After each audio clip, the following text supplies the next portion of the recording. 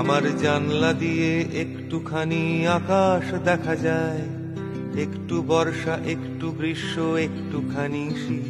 সেই একটুখানি চৌকো ছবি আঁকড়ে ধরে রাখি আমার জানলা দিয়ে আমার পৃথিবী।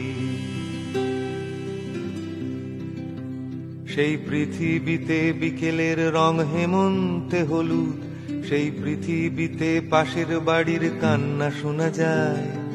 পৃথিবীটা বড়ই ছোট আমার জানালায়, আমার জানলা দিয়ে আমার পৃথিবী।